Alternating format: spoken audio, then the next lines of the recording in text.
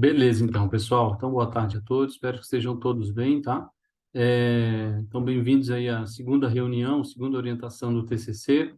Hoje eu vou falar de dois temas muito importantes, tá? E aí eu vou gravar e essa aula vai estar disponível lá no YouTube para vocês reverem. Hoje a gente vai falar sobre pesquisa bibliográfica e plágio. Então, vai ser rapidinho, não é nada que dura bastante tempo, né? Então, a ideia nessa primeira metade aí do nosso horário falar sobre esses dois temas e aí depois eu abro para dúvidas de vocês e aí a gente resolve qualquer dúvida que vocês tiverem, tá?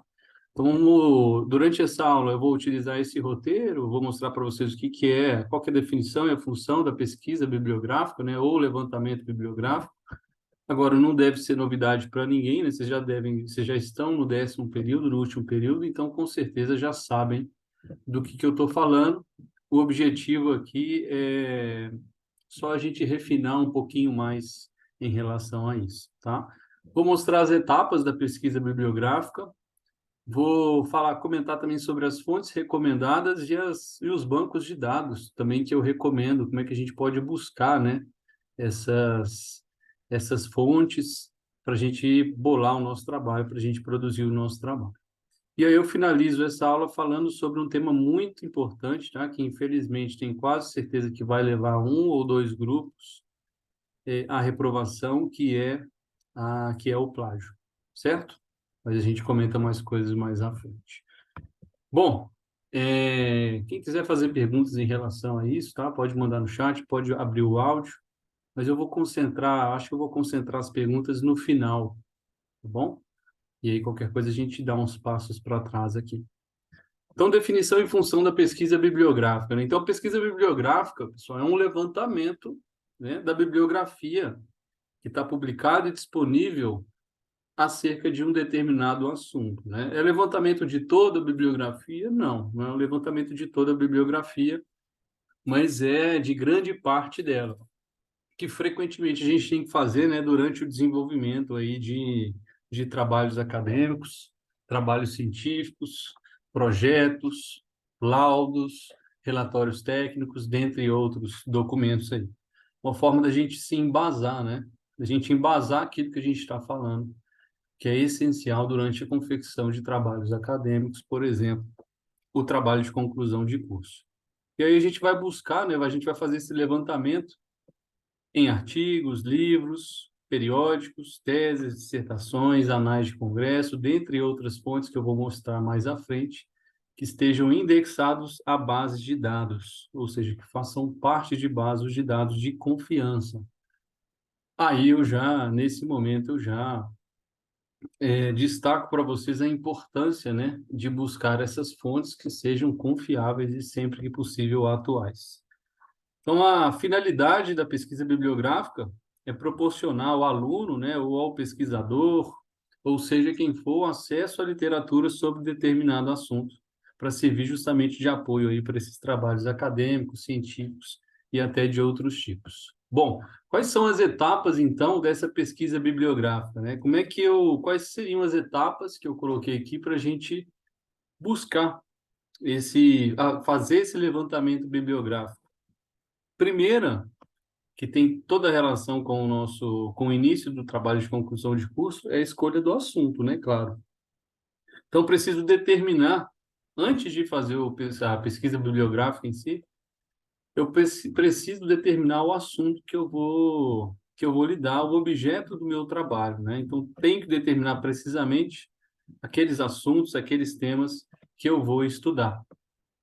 Por quê? Porque se eu não determinar muito bem o que eu vou estudar, eu vou ter que fazer uma pesquisa bibliográfica, um levantamento muito amplo. Isso vai me tomar muito tempo, né? E nem sempre a gente vai ter esse tempo. Portanto, quanto mais específico, né? Quanto mais preciso, quanto mais determinado, quanto mais cercado for o meu assunto, mais fácil, mais simples vai ser eu fazer esse levantamento bibliográfico. Vou dar um exemplo para vocês. Se eu for pesquisar sobre, sei lá, doenças virais das aves, eu vou ter que fazer um levantamento bibliográfico gigantesco, né? Que existem várias. Agora, se eu for fazer um levantamento sobre a doença de Newcastle, que é uma doença viral de aves, aí eu já refinei bastante, né? Eu já estou sendo mais preciso, eu vou ter mais facilidade, eu vou conseguir fazer um levantamento bibliográfico até mais aprofundado, né? Mais profundo do que se eu não tivesse feito esse, não tivesse essa precisão, né? Essa especificidade de tema, ok? Então, vocês buscam esse assunto nas fontes de busca, utilizando as palavras-chave, utilizando os descritores. E aí eu posso falar um pouquinho mais sobre como fazer essas buscas depois, tá?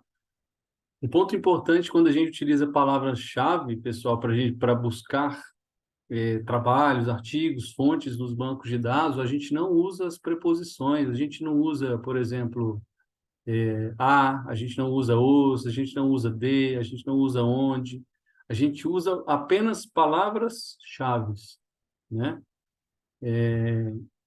Então, a gente não costuma usar essas letrinhas que não fazem, não tem importância nenhuma durante o mecanismo de busca ali, certo? Vou citar alguns exemplos depois. Depois que eu escolhi o assunto, eu preciso identificar e conhecer as bibliotecas, os bancos de trabalho e as demais fontes de busca disponíveis que a gente tem. Eu vou mostrar algumas para vocês hoje. Então, onde buscar, né? Agora que eu sei o que eu vou buscar, agora que eu já precisei, já determinei o que eu vou buscar, a pergunta se torna onde eu vou buscar. E a gente tem alguns bancos de dados, alguns bancos de trabalhos legais aí para a gente buscar. Vou mostrar já já para vocês. Agora, a gente pode também utilizar as ferramentas de inteligência artificial para nos ajudar na busca por esses bancos de trabalho. Então, eu não posso pedir o chat GPT, por exemplo, né, ou similares, para fazer o meu trabalho, para escrever o meu trabalho, né, para escrever uma parte do meu trabalho, mas eu posso fazer ele me ajudar a achar esses bancos de trabalhos e até mesmo achar as revistas ou até mesmo os trabalhos. Então, eu posso utilizar ele de alguma forma, de forma inteligente, para me ajudar nesse processo, tá? Eu só tenho que ter um limite. Ele pode me ajudar, ele não pode fazer para mim, tá? Eu vou mostrar tudo isso já já. Bom, por meio então das palavras-chave e dos descritores, eu busco nessas bibliotecas, nesses bancos de trabalhos que eu selecionei, né, e outros locais de busca, aquelas obras, aqueles trabalhos, aquelas fontes, artigos, livros, etc., que eu vou utilizar. E aí eu uso as minhas palavras-chave. Então, se eu quero fazer um estudo sobre a doença de Newcastle, né, em aves, eu coloco a doença, o nome da doença, e o nome das aves, sem nenhuma preposição, sem a, o, e, i, de, da, onde, dela, só utilizo as principais palavras ali para buscar, certo?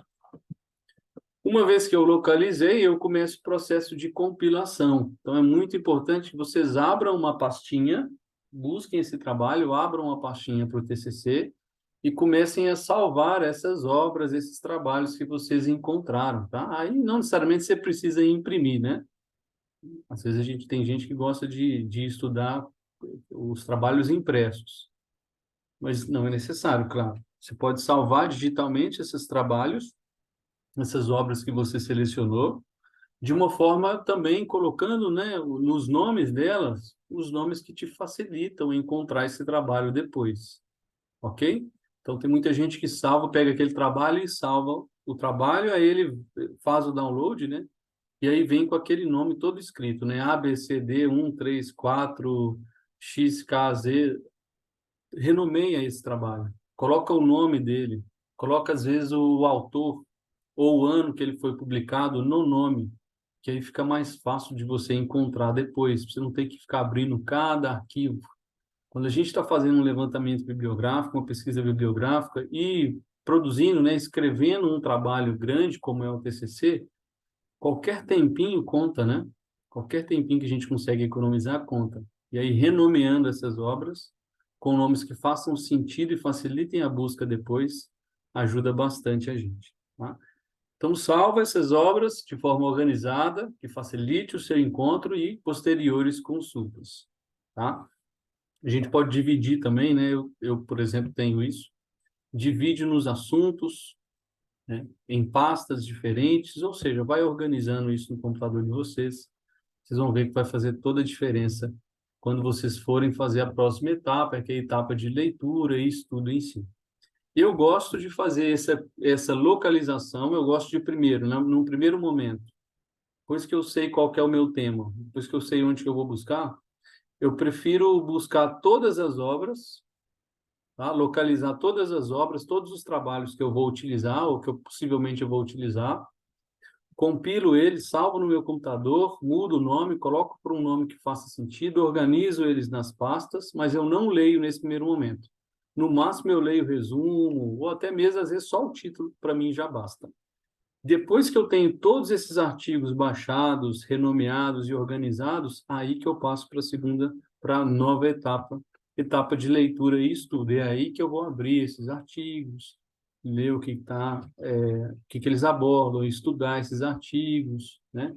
Então eu leio as obras, faço as anotações e marcações, faço os programas têm como você fazer comentários, você sublinhar, pintar de amarelo, azul, rosa.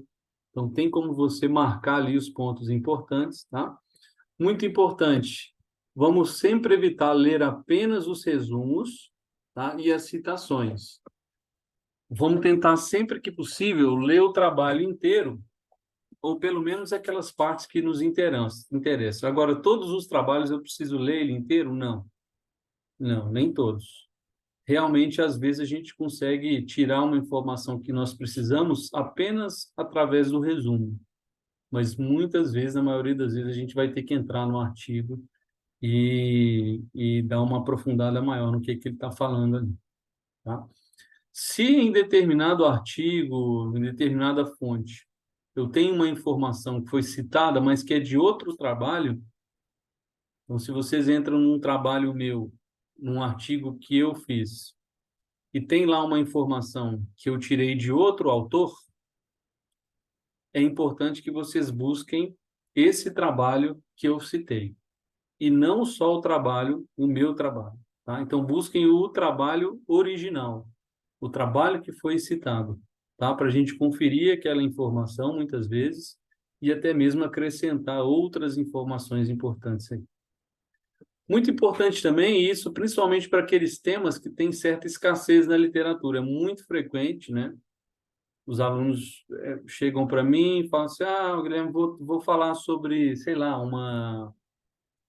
algo relacionado, por exemplo, a animais silvestres, doenças de animais silvestres, que a literatura é relativamente mais escassa.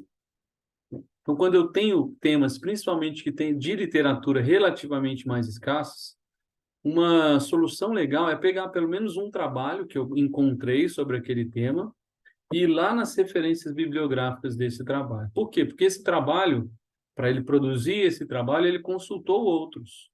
E aí pode ser que nesses outros trabalhos que ele consultou, tenha alguns que sejam do meu interesse, tá? Então, busca lá. Se você encontrou um trabalho legal, um trabalho que está dentro do tema, um trabalho bem escrito, está bem legal, vai nas referências desse trabalho e dá uma olhada lá se tem algum outro autor, né, algum outro trabalho que foi citado que também seja importante para você. Então, essa é uma forma da gente ampliar a nossa busca, essa é mais uma forma de buscar trabalhos, além de colocar ali as palavras-chave nos bancos de dados, tá bom? Aí, nesse caso, isso, aí nesse caso a gente vai ter uma aula de referência, né? De citação e referências. Mas nesse caso que eu citei, né?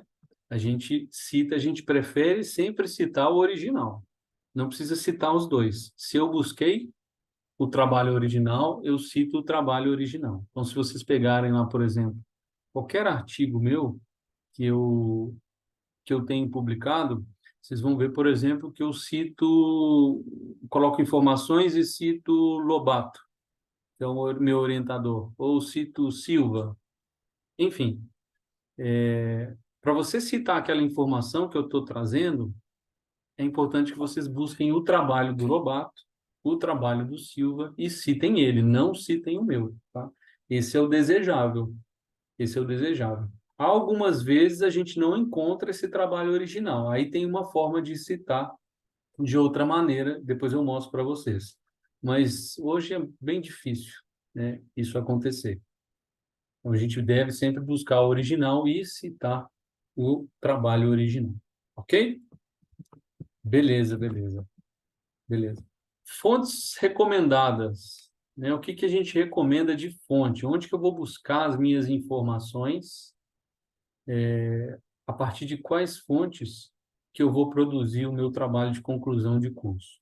Essas são as fontes possíveis em ordem de prioridade, tá? Então, as primeiras serão as que a gente vai utilizar na maior parte do nosso trabalho. Obviamente, tem que ser fontes confiáveis e, sempre que possível, fontes atuais. Aí, essa questão da atualidade é muito relativa, né? O que que seria atual? Depende do assunto. Depende do assunto.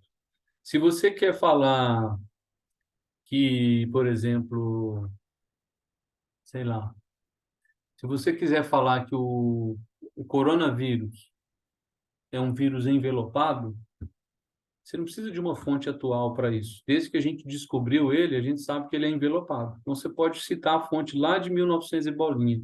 Tem problema, isso não vai mudar com o tempo.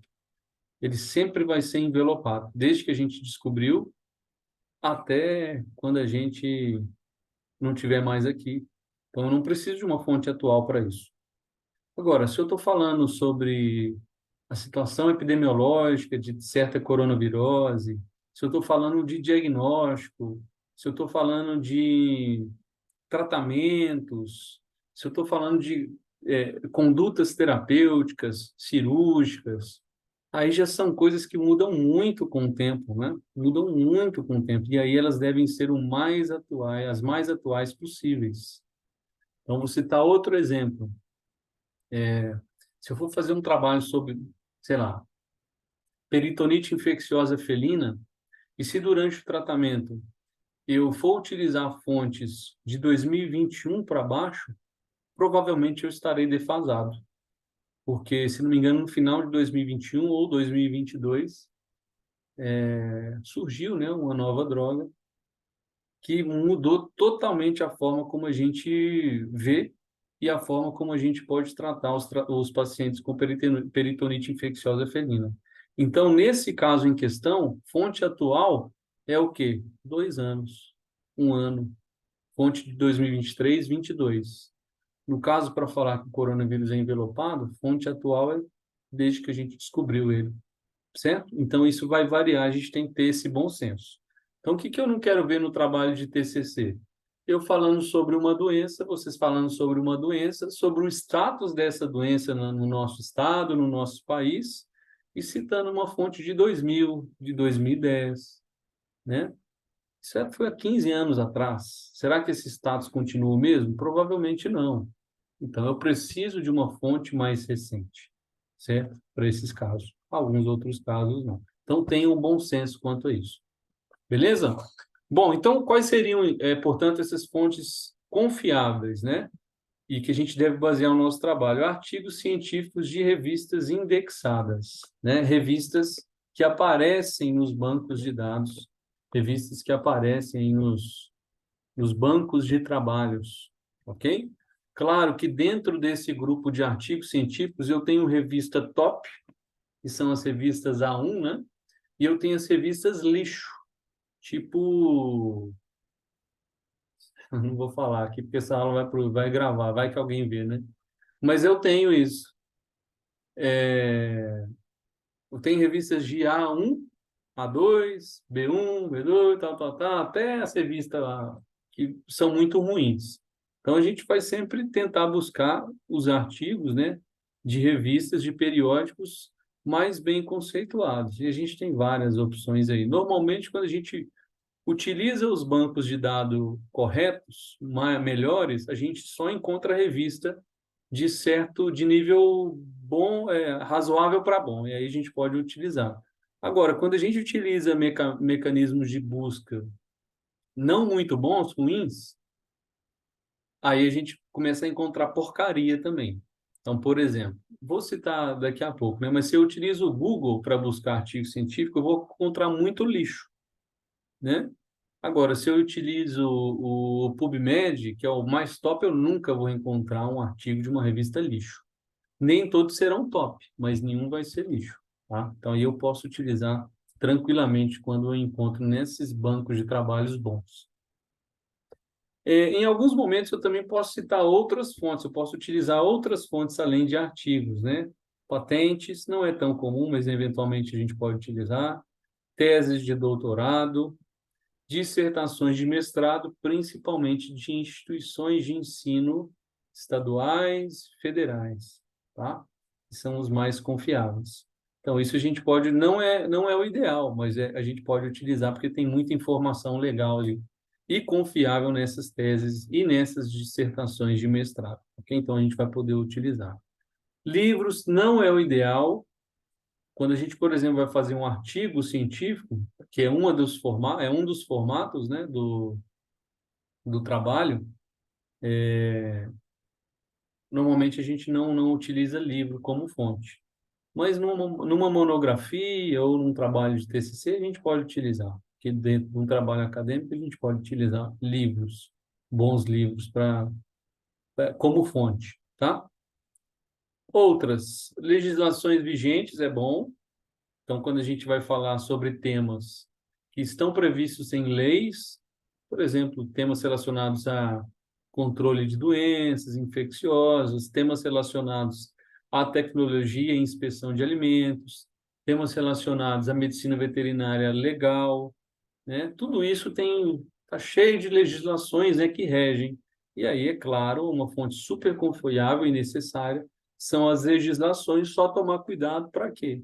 Para utilizar as legislações mais recentes, né? Porque isso muda bastante, é bem chato essa questão das legislações, né? Então, um exemplo, esse ano a gente teve uma alteração importante na legislação relacionada ao mormo. Então, se eu for fazer um trabalho a respeito do mormo, provavelmente eu vou ter que citar essas legislações ou o conhecimento que vem dessas legislações.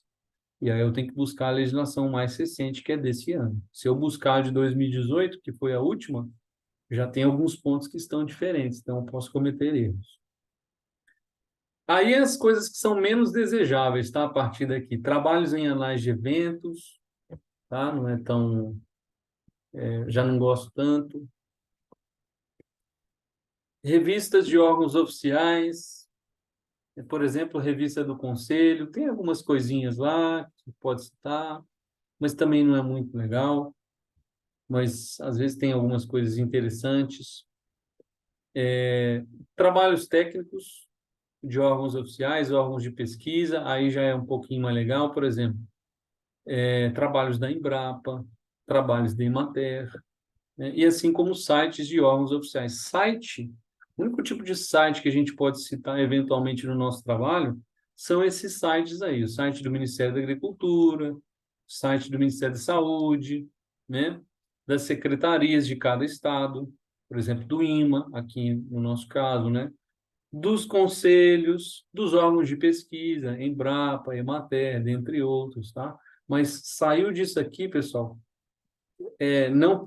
não citem, tá? Então, essa aqui é a nossa lista em ordem de prioridade. 10 fontes possíveis para a gente citar, priorizando sempre aquelas 5, 6 primeiras ali. Tudo que fuja disso aqui, ó, fugiu disso aqui, é lixo, tá? Fugiu disso aqui, mas não sei o que. Não, é lixo. Não está nessa lista aqui. Essa lista eu já estendi bem mais do que deveria. Então, fugiu disso aqui, pode descartar. Pode descartar. Certo? Bom, alguma dúvida aqui? Antes da gente prosseguir para o plágio, eu vou mostrar aqui algumas coisinhas no navegador.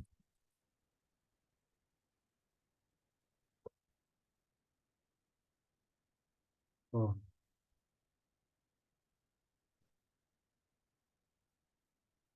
vamos lá. Ó, ok? Todo mundo já experimentou o chat GPT? Ou não? Eu não sei. A pessoa estava numa caverna, saiu hoje e nunca ouviu falar em chat GPT. Pode não ter usado, mas pelo menos já ouviu falar, né? Então aqui está o chat GPT, né? Que é um algoritmo bem legal, bem robusto, né? Que faz buscas. A gente coloca um tema aqui do mais diverso e ele vai responder para a gente buscando aí nos bancos de dados que ele teve acesso. Uma coisa que é importante aqui, tá? O ChatGPT parou de aprender em 2021. Então, de lá para cá, ele não aprendeu mais nada, né? Então, ele não é tão inteligente assim. Então, cuidado quanto a isso. Mas ele pode me ajudar de algumas maneiras. Por exemplo, eu posso perguntar aqui para ele, ó, é, quais bancos de trabalhos, ou melhor, cite bancos de trabalhos científicos na área de medicina veterinária. Vamos ver o que ele responde para a gente.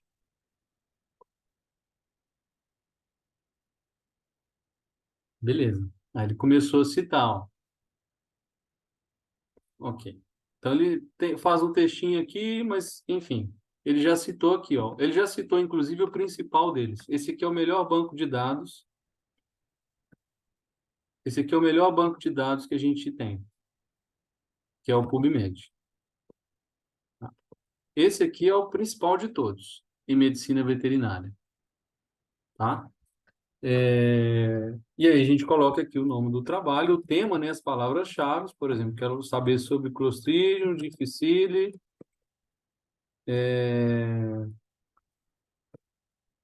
em cavalos. Tá. Aí eu busco, ele vai me mostrar aí uma série de trabalhos com essas três palavras-chave. Esse aqui é o melhor, tá? Mas esse aqui não é o único.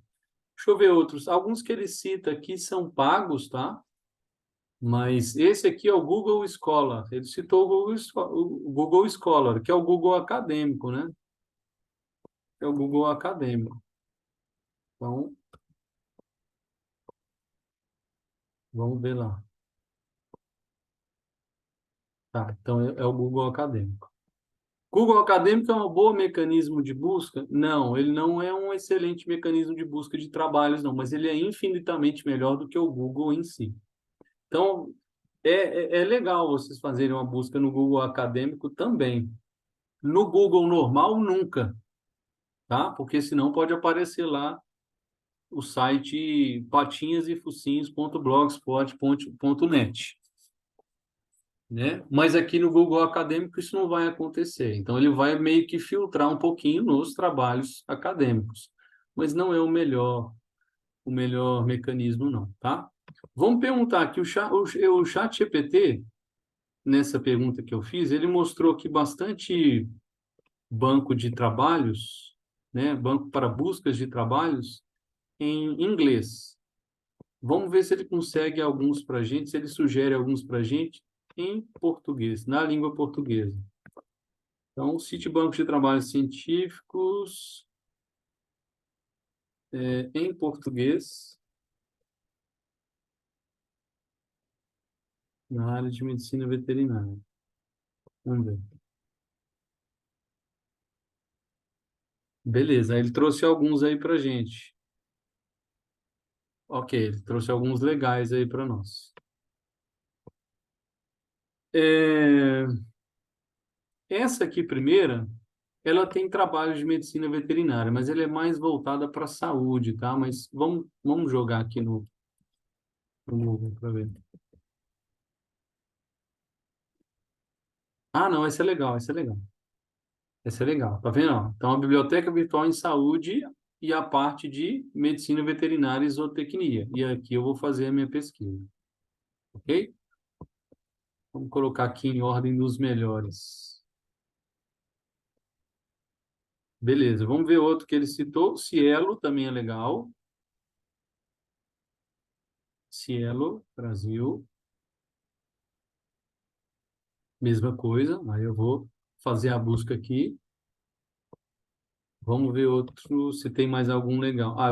portal de periódicos da CAPES também. Também é legal. Periódicos CAPES. Então, portal periódicos da CAPES é um local que você encontra aí conteúdo científico, também um site governamental que tem aí convênio com várias revistas, enfim, bem interessantes, inclusive. Ok? Então, aqui a gente, deixa eu ver se ele citou mais algum que vale a pena. Aqui ele citou a revista Ciência Rural, uma revista bem legal, Revista Brasileira de Medicina Veterinária, é outra revista, mas não é um banco de trabalhos em si, então está um pouquinho errado. Já é um periódico, já é uma revista. Então, pessoal, olha só, você tem essas 4 fontes aqui principais, ó, que frequentemente eu utilizo para buscar, essas 5, né? Para buscar os trabalhos de vocês. PubMed, que é o melhor de todos, sem sombra de dúvidas. Aqui que está a literatura. É aqui que a gente faz.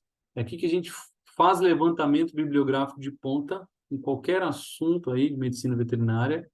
Mas a gente também tem outros. A gente tem o Cielo, a gente tem o portal CAPS, nós temos essa biblioteca virtual em saúde e também é legal a gente fazer uma busca no Google Acadêmico. Deixa eu fazer uma busca aqui para ver. Esse, beleza, ele acha trabalho. Aqui não vai aparecer, ele já filtra muito. Então, não corra o risco de aparecer aqui um site não muito bom, né? Então, ele vai buscar dentro ali das fontes mais acadêmicas, mas não é a melhor forma de busca também. Ok? Beleza? Todo mundo entendeu isso? Ficou alguma dúvida aqui? Ou não? Tranquilo? E aí, pessoal, entrem no chat GPT e brinquem quanto a isso, né? Testem até onde ele pode ajudar vocês aí nesse mecanismo de busca aí de trabalhos, nesse mecanismo de levantamento bibliográfico aí. Ele consegue ajudar a gente em vários aspectos aí. Não escreve o trabalho para a gente, mas nos ajuda nessa escrita de alguma maneira. Ok? Então, esses são os 5 aí que eu indico. Acho que vou mandar lá no nosso grupo, talvez, essas 3 fontes aí. Tranquilo? Bom, vamos falar então sobre o plágio. Vamos falar sobre o plágio e aí a gente termina e eu abro para as dúvidas. Pessoal, todo semestre, absolutamente todos os semestres que eu estive à frente dos estágios ou do TCC, né, eu tive problema com plágios. Foi diminuindo bastante ao longo do tempo. Eu fiquei ali 3 anos, no primeiro semestre foi bastante, aí eu fazendo, né, um processo de educação, e isso foi reduzindo bastante. Mas ele ainda acontece, provavelmente vai acontecer, principalmente daqueles alunos que não estão aqui hoje, né, e que não buscarem em relação a isso. Algumas vezes o plágio ele é não intencional, né? É por desconhecimento, mas muitas vezes não. Então, o que que é o plágio, né? O plágio é o ato de assinar ou apresentar uma obra intelectual de qualquer natureza, né? Seja uma escrita, seja uma música, seja um poema, um trabalho literário, enfim, contendo parte de uma obra que pertence a outra pessoa física ou pessoa jurídica, né? Então, é o ato de você é, adquirir, né? De você fazer seu algo que não foi criado por você. Tá? O importante a gente descrever, e lá nas diretrizes do TCC deixa isso bem claro, é que o plágio, além de ser considerado, né, como algo antiético, ele é qualificado como crime, né, na legislação brasileira. Tá? Violar direito autoral no Brasil é considerado crime, cabendo pena. Então, a gente nunca vai querer fazer isso. Tá? Nunca vamos querer fazer isso. Lá na diretriz tem, inclusive, a legislação que fala certinho do plágio, né? E fala também, e ela abrange o plágio relacionado a trabalhos científicos e trabalhos acadêmicos. Então, a gente não pode, de forma alguma, cometer esse tipo de erro. Então, quais atitudes, né, que são, de forma prática, consideradas plágio? algumas delas, como citar textualmente o trabalho de outra pessoa sem citar a fonte disso, né? Não posso falar isso, não posso fazer dessa forma. Sempre que eu tiro determinado conhecimento de outro trabalho, eu devo fazer a citação da fonte. Por mais, vamos dizer assim, por mais que aquele conhecimento, para evitar qualquer problema, por mais que aquele conhecimento já seja tão consolidado, é sempre interessante que eu cite uma fonte, tá? Por mais que eu esteja falando lá, olha, a roda é redonda, ok? O conhecimento que eu não sei, mas é interessante eu citar isso, pegar um trabalho e citar, para evitar qualquer tipo de problema, tá? Parafrasear o trabalho de outra pessoa, ou seja, copiar o trabalho, uma parte, uma frase, um parágrafo, ou até mesmo o trabalho inteiro, alterando alguma das palavras, ou alterando a ordem das palavras, também sem citar a fonte, né?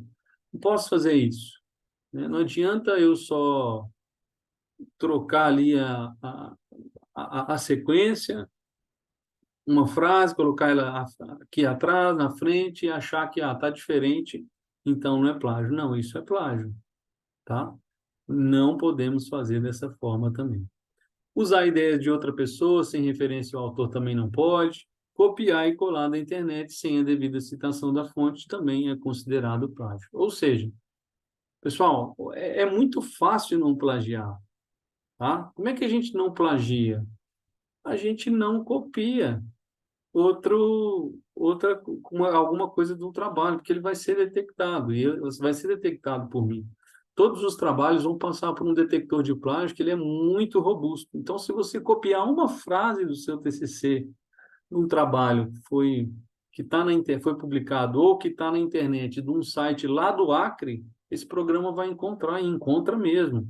E ele me mostra a parte, o grau de similaridade, e ele consegue me levar para o trabalho que você plagiou. Então, não tem como, é impossível fugir da detecção. Tá? É impossível. Então, não eu peço pelo amor de Deus, não perde o semestre de vocês, não perde o TCC por conta de uma bobeira dessa. Como é que vocês vão fazer para nunca ter o risco de plagiar? Vocês vão ler aquele trabalho e vocês vão fazer a anotação com as suas palavras daquilo. E depois você vai fazer a transição para o texto. É impossível em uma frase, em um parágrafo, em um texto que tem uma complexidade razoável, é impossível você cometer plágio se você escreve da sua cabeça. É impossível, é impossível. Você tem uma frase ali com duas linhas, se eu contar para vocês aqui uma frase com duas linhas e pedir para vocês repetirem, sem vocês estarem vendo essa frase, vocês vão repetir de uma forma um pouquinho diferente.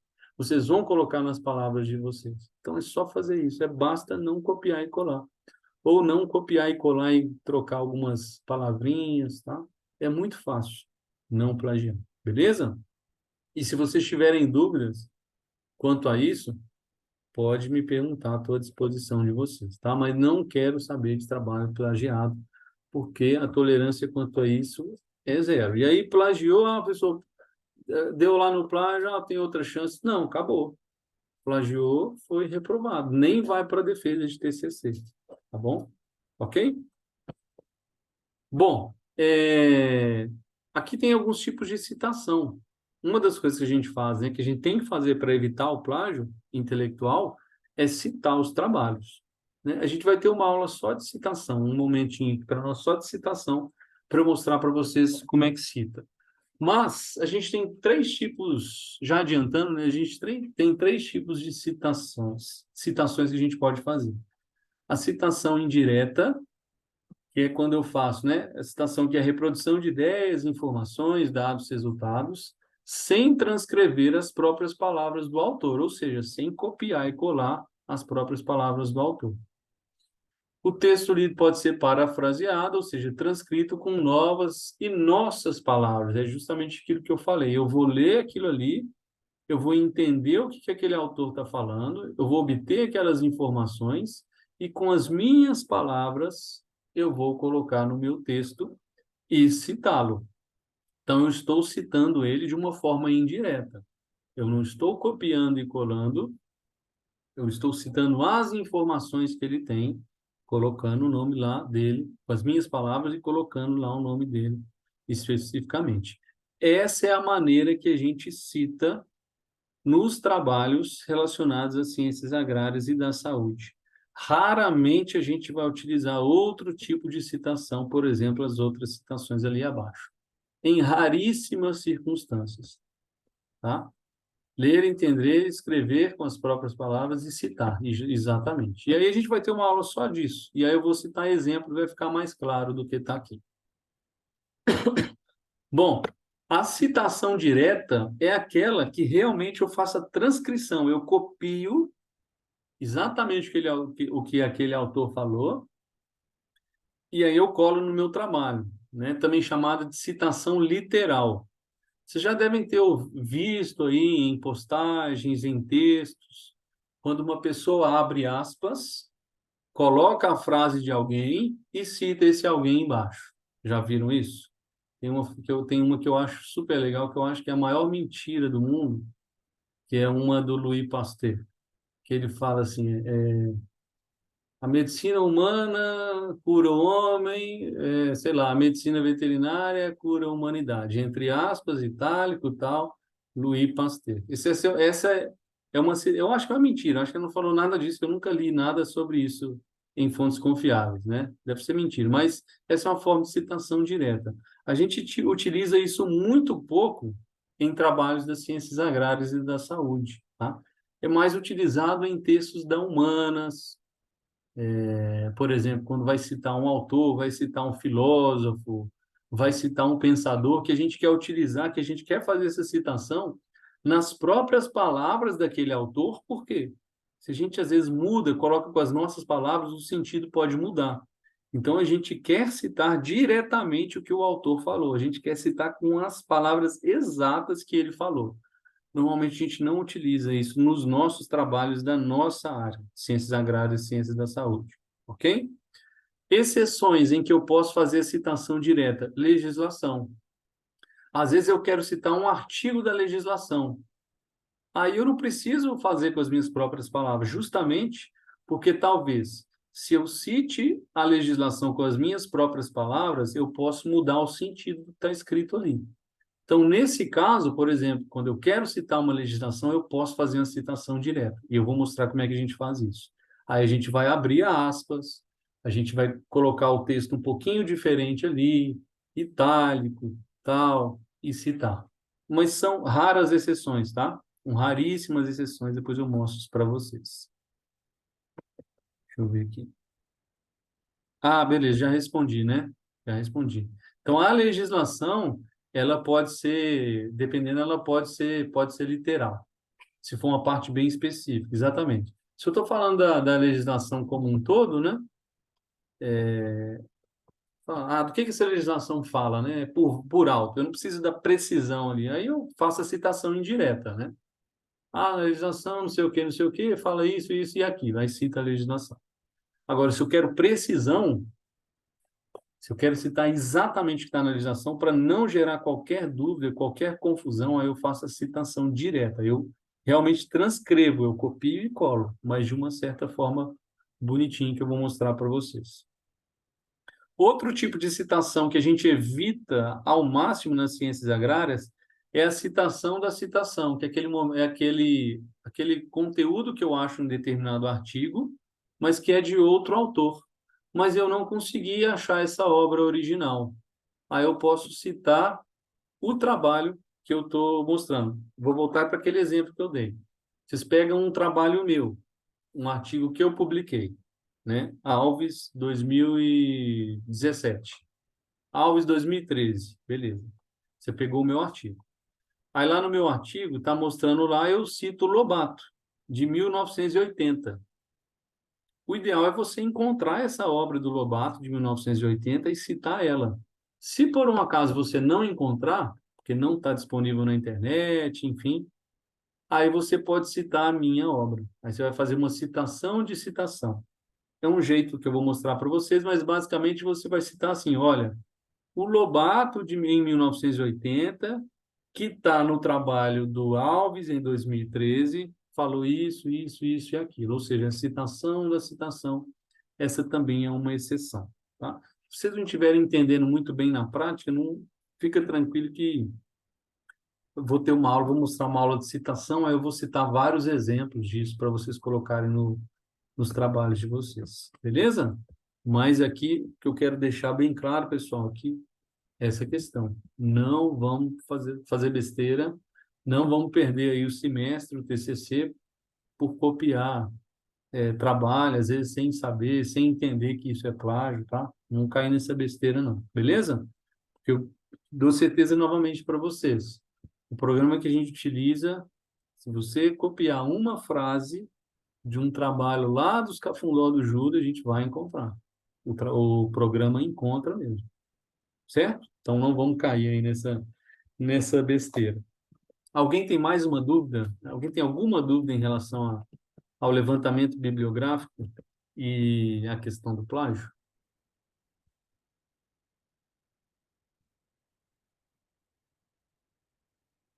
Se tiverem, mandem aí para mim no chat, eu abro o áudio. Só quando é verdade. As dúvidas vão surgir mais quando começar a fazer a pesquisa, isso é verdade. Eu queria saber se tem um número mínimo de referência. Ainda não tem esse número, não. Mas em relação, a gente vai ter aí em breve a gente vai ter os modelos, e aí lá no modelo eu vou colocar um número mínimo, tá? A quantidade ideal de trabalhos. Essa quantidade não existe, né, Pedro? Nem o número mínimo, nem a quantidade ideal de trabalhos, né, de referências, não existe, né? Mas tem aquele nível assim que abaixo daquilo não cai muito bem, né? Porque automaticamente, se você tem poucas referências bibliográficas, quer dizer que o seu trabalho está pouco profundo, ele não tem profundidade, mas existe um número mínimo. Por exemplo, se você vai publicar um artigo em algum evento ou numa revista, nunca tem um número mínimo de referências para ser utilizadas. Mas realmente, quando é pouquinho, cai mal, né? Dá uma impressão ruim. Para não ficar muito por alto, eu vou definir um número mínimo lá, tá? Mas, obviamente, quanto mais profundo, invariavelmente, automaticamente, vai aumentando, né, esse número de referências.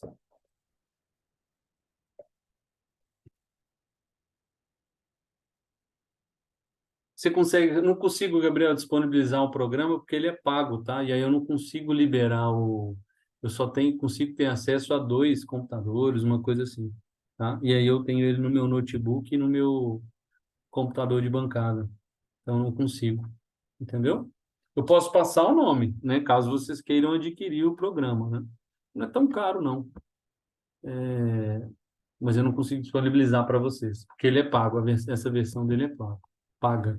Ele chama Plágios. Plágios. Opa, respondi para a Ana aqui, velho. Plágios.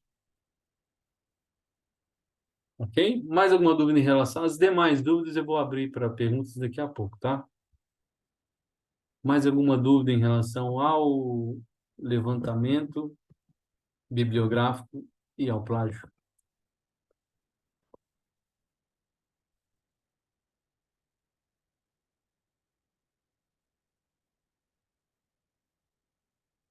Não? Tá. Então, vou mostrar aqui, ó, fiz aqui um checklist para vocês das etapas gerais do TCC, né, que a gente vai desenvolver ao longo do semestre. Então, para a execução do TCC, a gente tem essas etapas a serem realizadas, né, checklist das etapas. A primeira, que eu já falei para você, seria a organização dos grupos de 3 a 5 alunos. Recebi alguns alunos pedindo para que fossem menos, tá, pessoal? Infelizmente, não pode ser, porque essa é uma ordem que vem de cima, né?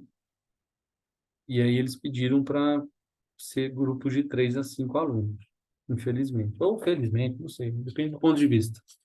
Ok? Até porque se for menos alunos no grupo, pelo número de grupos que vai ser, né, se reduzir, vai ficar bem complicado as defesas, organizar as defesas e tudo mais. Depois de organizar esses grupos de 3 a 5 alunos, é importante que vocês estudem, escolham a área do TCC. Vou falar sobre suinocultura, avicultura, inspeção de leite, tecnologia de produtos de origem animal. Vou falar sobre grande área de clínica e cirurgia de cães e gatos. Vou falar sobre reprodução bovina, enfim, escolha a área de vocês e aí é importante que vocês estabeleçam o tema e o objeto do TCC de vocês. Tudo isso antes de começar o levantamento bibliográfico, né? Porque lembra do que eu falei para vocês. Quanto mais a gente especificar, quanto mais específico for o nosso tema, mais fácil da gente fazer o levantamento bibliográfico, ok? Então, se eu for falar de clostridioses na bovinocultura, esse é um tema extremamente amplo. Vou ficar maluco, tá? Ou eu vou gastar muito tempo, ter um trabalho muito gigante para fazer um trabalho bom, ou vou fazer um trabalho muito superficial. Então, em vez de clostridioses dos ruminantes de bovinos, vamos falar sobre um tipo de clostridiose de bovino, vamos falar sobre as clostridioses mielonecroses, vamos falar sobre as enterotoxemias, ou vamos falar sobre botulismo interno, ou botulismo, enfim. Vamos cercar mais o tema, tornar o tema mais específico possível, né? Para a gente fazer um trabalho mais aprofundado, mais profundo. Bom, depois a gente vai estudar, né, esse tema, fazer o levantamento bibliográfico e fazer a escolha do formato do TCC, que eu vou passar o modelo para vocês em breve. Lembrando aí, né, a gente vai ter 4 tipos de formatos diferentes: a monografia, que é um trabalho mais extenso, né, uma monografia de TCC, que é a forma mais clássica, né, de se defender um TCC. Agora, pode ser também na forma de artigo científico, projeto de mestrado ou relatório técnico. E aí depois eu vou mostrar para vocês um pouquinho mais sobre isso, mas vocês podem pesquisar, né? Claro. Inclusive, vocês podem jogar no chat GPT. Chat GPT, o que que é uma monografia? O que que é um artigo científico? O que é um projeto de mestrado? O que que é um relatório técnico? Né? Ele vai explicar um pouquinho para vocês o que que é isso, tá? Para vocês já poderem ir escolhendo. Não espera eu disponibilizar os modelos para isso, não. Vocês já podem ir pesquisando o que é cada um e pensar né, escolher esse formato de TCC, ok? Bom, aí a próxima etapa do checklist é executar o trabalho de TCC e a escrita, né? O trabalho ele pode ser independente do seu formato, se é monografia ou se é artigo científico, por exemplo, ele pode ser no formato revisão de literatura, ele pode ser um trabalho experimental, ele pode ser um relato de caso também, um relato de situação-problema, né? Pode ser de qualquer modelo desses. Então, executa, escreve o TCC, independente do formato, né? A escrita do TCC, o modelo do TCC, sempre tem alguns modelos pré-textuais, por exemplo, capa, folha de rosto, às vezes índice, algumas sumário, algumas coisas assim. Tem os elementos textuais, que é o corpo do trabalho em si, né, que é o que dá mais trabalho, é o mais extenso, é onde vai estar a sua, sei lá, a sua introdução, a sua revisão bibliográfica, a sua metodologia, os seus resultados de discussão. E aí ele tem, por último, claro, os elementos pós-textuais. Sempre a gente vai ter que referenciar, né? Todos os modelos têm referências bibliográficas. Às vezes vai ter apêndice, às vezes vai ter anexo ali. E eu explico posteriormente o que seriam esses apêndices e anexos. Bom, numa sétima etapa, vocês vão preparar para a apresentação do TCC. Então, vocês vão fazer as apresentações, vocês vão treinar. A ideia é que vocês apresentem para mim, para eu tentar dar algumas dicas. E aí, finalmente, vocês vão defender o TCC perante a banca do TCC, que vai ser lá para o final do semestre, finalzinho de novembro, primeira semana de dezembro, talvez, mas não foge muito disso, não. Certo? Beleza? Dúvidas? Vamos às dúvidas agora. Tem alguma dúvida em relação a essa parte aqui? Deixa eu ver aqui. Porque se não tiver, aí eu vou fechar a gravação e aí eu abro para dúvidas mais genéricas. O artigo científico vai ter máximo de páginas? Todos os modelos vai ter mínimo e máximo de páginas, tá? mas eu vou mostrar para vocês depois. Mas todos têm mínimo e máximo de páginas. Algum desses modelos isenta da apresentação do TCC? Não. Sempre terá apresentação de TCC, para qualquer um deles. Então, se for artigo, você vai apresentar o seu artigo. Se for monografia, você vai apresentar a sua monografia. Se for projeto, você vai apresentar o seu projeto de mestrado. Então, tudo dessa maneira aí. Sempre tem apresentação. Vai ter mais dúvidas. Com certeza vocês terão dúvidas quando vocês começarem a executar mesmo. Relato de caso com revisão será permitido? Vai sim. Então, um dos modelos, né, por exemplo, se você optar pela monografia ou então pelo artigo científico, você pode fazer tanto o relato de caso, né, bibliografia, relato de caso, revisão, relato de caso. Você pode também fazer uma revisão de literatura mais aprofundado, tanto como monografia e artigo científico, tá? Pode sim, vai ter essas opções sim. Tá? Os artigos científicos, pessoais, e as monografias como forma geral, pode ser um artigo científico ou monografia, que é uma revisão de literatura. Alguns são de trabalho experimental, né, que você faz o seu experimento, relata e discute os seus resultados. Pode ser também relato de caso, tá? Tem todos esses tipos. E no nosso TCC que também pode ser também. Deixa